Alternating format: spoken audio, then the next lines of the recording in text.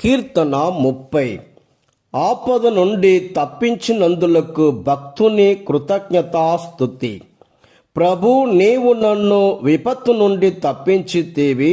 శత్రువులు నా పతనమును చూచి సంతసింపకుండానట్లు చేసితేవి కనుక నేను నిన్ను స్తుతింతును.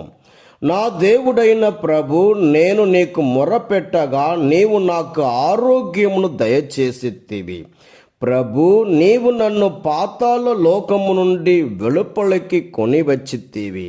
మృత లోకమునకు ఏగు వారి నుండి నన్ను తప్పించి నాకు జీవమును ప్రసాదించితివి. ప్రభు భక్తులారా, ఆయనను స్తుతించి కీర్తింపుడు.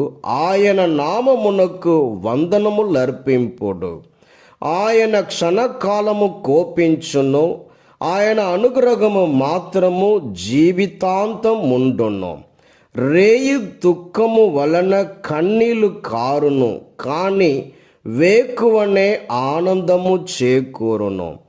నేను సురక్షితముగా నున్నప్పుడు నాకెన్నడు కీడు వాటిల్లదు అని పలికి తిని. ప్రభు, నీవు నన్ను కరుణతో అభేద్యమైన పర్వత దుర్గముగా మలచితివి. కానీ నీవు నీ ముఖమును నా నుండి తాచుకొనగానే నేను కలత చెంది తిని.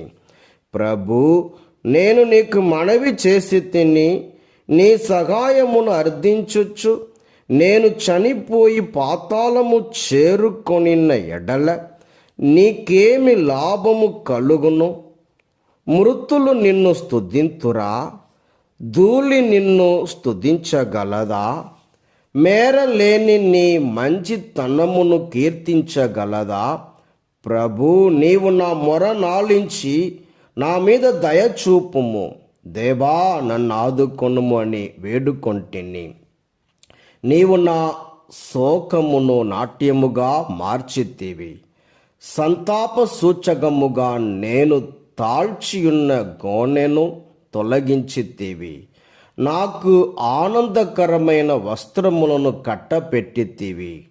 కనుక నేనిక మౌనముగా నుండక నీ స్తుతులను పాడెదను.